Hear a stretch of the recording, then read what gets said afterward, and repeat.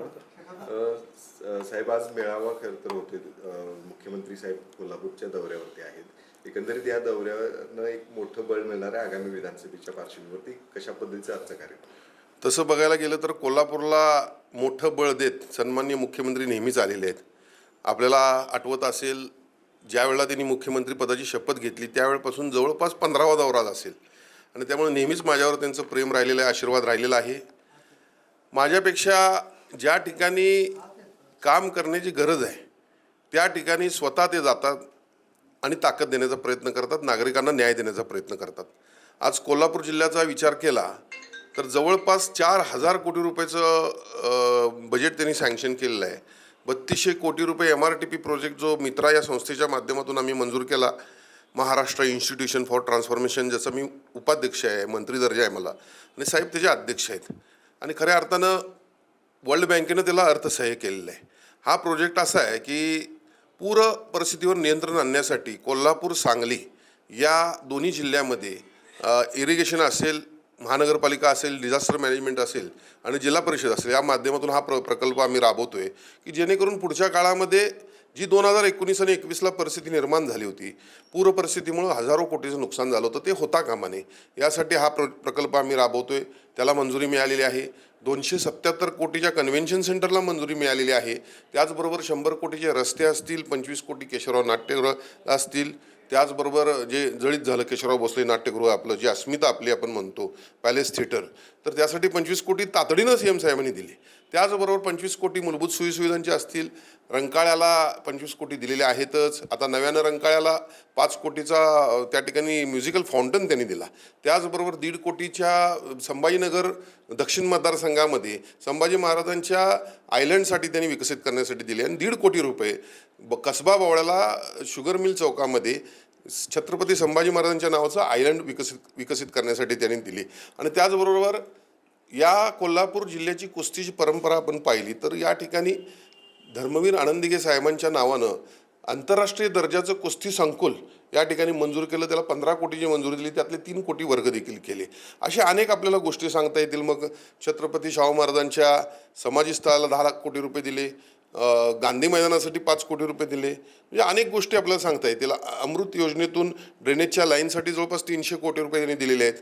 म्हणून हे 4,500 कोटीचं ज्या वेळेला एवढा मोठ्या प्रमाणात कोल्हापूर जिल्ह्याला निधी दिलेला आहे त्यावेळी निश्चितपणे त्यांचं कोल्हापूरवर निस्सीम प्रेम आहे असं म्हणलं तर चुकीचं ठरणार नाही.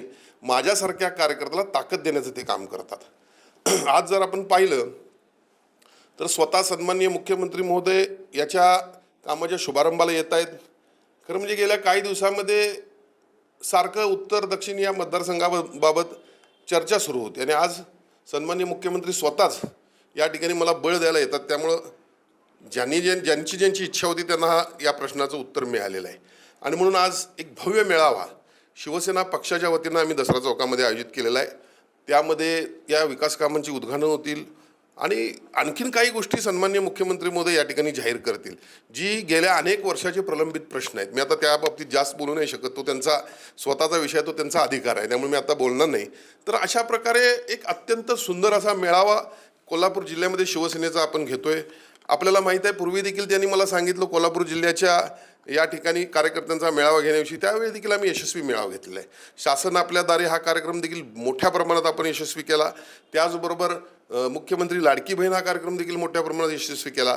कोल्हापूर आणि शिवसेना एक वेगळं नातं आहे. शिवसेना प्रमुख वंदनीय बाळासाहेब ठाकरे हे 5 मेला ज्यावेळी कोल्हापूर जिल्ह्याच्या दौऱ्यावर आले आणि 6 मेला शिवसेनेची स्थापना 1986 साली त्यांनी कोल्हापूर जिल्ह्यामध्ये केली आणि त्यावेळेपासूनच शिवसेना आणि इथल्या नागरिकांचं एक वेगळं समीकरण होऊन बसलेलं आहे. आता आजकाल थोडंफार शिवसेना प्रमुखांच्या विचारांना आम्ही पुढे गेलेलो आहे. काही लोकांनी आपला विचार बदललेला आहे आणि त्यामुळे शिवसेना आमच्या हातात राहिली, त्यांच्या हातात शिवसेना राहिली नाही. तर त्यांच्या हातात वेगवेगळे पक्ष आता त्यांच्याबरोबर एकत्र येऊन ते काम करतायत. त्यांना ह्या विधानसभेमध्ये उत्तर निश्चितपणे हे मिळणारच आहे. आणि म्हणून खऱ्या अर्थानं एकंदरीत जर शिवसेना प्रमुखांचे विचार, धर्मवीर आनंदिगे साहेबांचे विचार जर कोणी जोपासले म्हणले असतील तर ते सन्माननीय मुख्यमंत्री एकनाथजी शिंदे यांनी जोपासलेले आहेत. आणि म्हणूनच झालेल्या लोकसभेमध्ये आपल्याला माहीत आहे या ठिकाणी फेक नरेटिव्हद्वारे विरोधकांनी या ठिकाणी थोड्याफार सीट्स मिळवल्या, पण तरी देखील स्वतः एकनाथजी शिंदे यांच्या माध्यमातून 7 जागा हे सर्व श्रेय त्यांचं आहे, शिवसेनेनं मिळवल्या. आणि 4-5 जागी थोडंफार समज गैरसमजामुळे आमच्या सीट पडल्या. आणि म्हणून या एकंदरीतच विधानसभेला त्यांनी एक आपली मुख्य भूमिका घेतलेली आहे की जे काय आमचं आहे ते आमच्याबरोबर आहे, आमच्या कुठल्याही कार्यकर्त्यावर अन्याय होणार नाही, अशा पद्धतीनं त्यांची भूमिका आहे. आणि त्यासाठीच ते आज या दौऱ्यावर येत आहेत. कोल्हापुरात येत असताना 2014 साली आपल्याला माहीत आहे शिवसेनेचे 6 आमदार होते. आणि म्हणून खऱ्या अर्थानं आम्ही 6 आमदार परत आणण्याच्या दृष्टीनं प्रयत्न करत आहोत आणि त्यात आम्ही यशस्वी होऊ असं मला या ठिकाणी वाटते. त्याचबरोबर महायुती देखील आमच्या दृष्टीनं अत्यंत महत्त्वाचे आहे. देशाचे पंतप्रधान सन्माननीय नरेंद्रभाई मोदी हे ज्या पद्धतीनं देशाला पुढे नेण्याचं काम करतायत, महासत्ता बनण्याचं ते स्वप्न पाहतायत, आम्हाला दाखवलेलं आहे. त्या महासत्ता बनण्याच्या स्वप्नासाठी आपण सर्वांनी एकत्र काम करायला पाहिजे. या हेतूनं सन्माननीय एकनाथजी शिंदे साहेब त्यांच्या खांद्याला खांद्याला लावून काम करतायत. आम्ही या ठिकाणी जिल्हा स्तरावर चांगल्या पद्धतीनं काम करतोय आणि म्हणून महायुती अभेद्य असणार आहे. फक्त ज्या पद्धतीनं कोल्हापूर जिल्ह्यामध्ये कोल्हापूरच्या दोन्ही खासदारांना जे आपण म्हणतो की बॅकफुटवर नेण्याचं काही लोकांनी काम केलं महायुतीतल्या, घरातलं भांडण हे 4 भिंतीच्या आत असावं, पण त्यावेळेला त्यांच्यावर ज्या पद्धतीने टीका करण्यात आली आणि त्यामुळे ते एका सीटच्या आमच्या पराभवाला महायुतीतले काही घटक देखील त्या ठिकाणी जबाबदार आहेत. ही परिस्थिती परत उद्भवायला नाही पाहिजे. यासाठी म्हणजे मी नेहमी म्हणत असतो की महायुतीच्या दुधामध्ये मिठाचा खडा नाही पडला पाहिजे. यासाठी शिवसेना असेल, भारतीय जनता पक्ष असेल, राष्ट्रवादी काँग्रेस असेल, या सर्वच नेत्यांची जबाबदारी आहे. आणि मला खात्री आहे की आम्ही सर्वजण पंतप्रधान नरेंद्रभाई मोदी यांच्या विचारांना प्रेरित होऊन हिंदुत्व असेल, देशाला पुढे नेण्याचं काम करत आहोत. सन्माननीय एकनाथजी शिंदे यांच्या नेतृत्वाखाली बाजी मारली, याचा इम्पॅक्ट महायुतीच्या या येत्या विधानसभेवर कसा जाणवतो याबद्दल काय सांगाल? निश्चितपणे देशामध्ये फेक नेरेटिव्हद्वारे लोकसभा लढवली गेली आणि मग फेक नेरेटिव्हला थेट नेरेटिव्हनं उत्तर द्यायचं भाजपच्या नेत्यांनी ठरवलेलं आहे.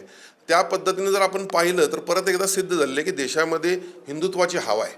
पण हरियाणामधला निकाल हा या ठिकाणी कम्पॅरिझन करण्यापेक्षा आज महाराष्ट्रामध्ये जर आपण पाहिलं तर सन्माननीय मुख्यमंत्री एकनाथजी शिंदे यांच्या माध्यमातून कल्याणकारी योजना, समाज कल्याणकारी योजना एवढ्या मोठ्या प्रमाणात राबवलेल्या आहेत. म्हणजे समाजातील कुठलाही घटक असा नाही आहे की त्याच्यासाठी योजना राबवली गेलेली नाही आहे. आणि त्यामुळं आज खरा चेहरा किंवा हिरो जर महाराष्ट्राचा कोण असेल तर ते एकनाथजी शिंदे साहेब आहेत. हरियाणाच्या निवडणुकीबद्दल महायुतीचं एनडीएचं अभिनंदन आहेच, हे त्यांच्या भाजपच्या नेत्यांचं आहेच. पण महाराष्ट्रामध्ये या ठिकाणी एकनाथजी शिंदे साहेब, नरेंद्र मोदी साहेब यांच्या चेहऱ्यावर ही निवडणूक लढवली जाणार आहे. फडणवीस साहेब असतील आणि म्हणून या ठिकाणची निवडणुकी वेगळी असणार आहे. कल्याणकारी योजनांचा बेताज बादशाह म्हणून या ठिकाणी सन्माननीय मुख्यमंत्री एकनाथजी शिंदे यांच्याकडे पाहिलं जाते. आज ह्या योजना राबवत असताना सरकारची तिजोरी देखील त्याच पद्धतीनं भरली गेली पाहिजे, यासाठी देखील ते विकासाच्या कामामध्ये देखील पुढे आहेत. असं नाही आहे की इकडं एक ठिकाणी खजिना रिकामा व्हायला आहे आणि दुसरीकडं सगळं साफसुथरा व्हायला आहे, सरकारवर लोन आहे, असा विषय नाही आहे. अनेक मोठे मोठे उद्योगधंदे या ठिकाणी आलेले आहेत. जे कोणी या राज्याला स्थापनेपासूनचा आजचा वेळ घेतला तर 20, 22, 23 जे काही मुख्यमंत्री होते यांना कुणाला जमलं नाही, ते हे सन्माननीय मुख्यमंत्र्यांनी या ठिकाणी करून दाखवलेलं आहे. आणि म्हणून मोठ्या प्रमाणात बिझनेस येत आहेत, मोठ्या प्रमाणात गुंतवणूक महाराष्ट्रात होते आहे. आज ज्या पद्धतीने नीती आयोगाच्या माध्यमातून केंद्राचं काम सुरू आहे, त्या पद्धतीनं मित्राच्या माध्यमातून राज्याचं काम सुरू आहे. मित्राच्या माध्यमातून मोठ्या प्रमाणात इकॉनॉमी वाढवण्याचं राज्याचं काम आम्ही करतोय. आणि म्हणून एकंदरीत जर पाहिलं तर या ठिकाणी देशामध्ये एकंदरीत GDP मध्ये महाराष्ट्र राज्याचा वाटा फार मोठा आहे, आपल्याला माहीत आहे.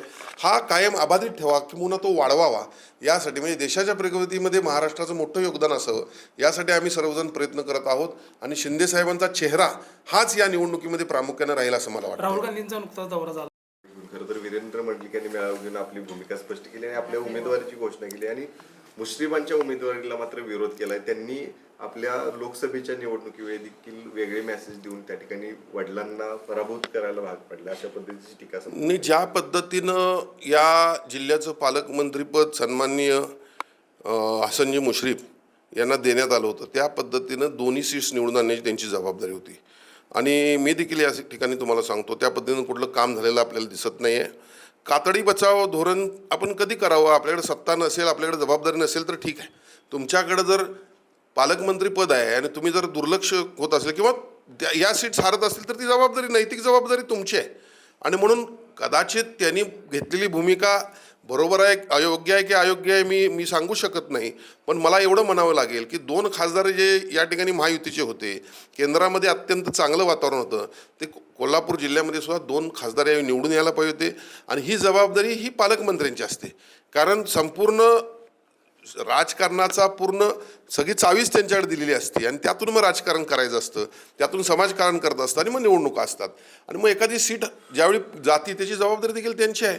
आणि मग ती कितपत जबाबदारी आहे मी आज सांगू शकत नाही, कारण मी दक्षिण आणि उत्तरच्या प्रचारामध्ये होतो. माझ्यासारखा कार्यकर्ता जर शाहू महाराजांना या ठिकाणी मोठं लीड मिळेल अशी ज्या वेळेला अनेक सर्वेमधून माहिती पुढे येत होती, त्यावेळेला माझ्यासारख्या कार्यकर्त्यांनी दोन्ही मतदारसंघामध्ये थोपवलं असताना त्या ठिकाणी कागलमध्ये तर मुश्रीफ साहेब, स्वतः खासदार मंडलिक साहेब हे एकत्र होते आणि त्याचबरोबर समरजित घाडगे देखील एकत्र होते.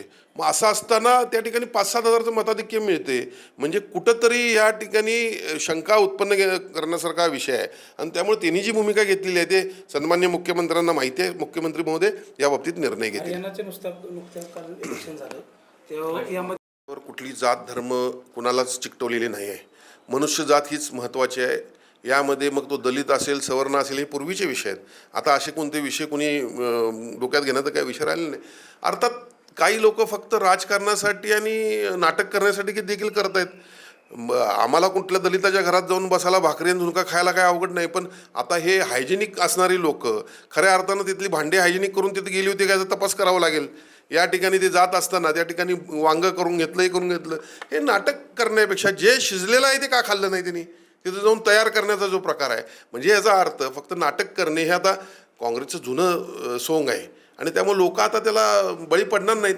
खरं म्हणजे लोकांना आता एकंदरीत जर पाहिलं तर लोकांना विकास पाहिजे आणि तो विकास गेल्या 10 वर्षामध्ये पंतप्रधान नरेंद्रभाई मोदी यांच्या माध्यमातून महाराष्ट्राने किंवा देशानं पाहिलेलं आहे. मग ते प्रत्येक गोष्टीत असेल, कनेक्टिव्हिटीमध्ये असेल, आत्मनिर्भर भारतच्या माध्यमातून स्वतःची प्रोडक्शन्स असतील.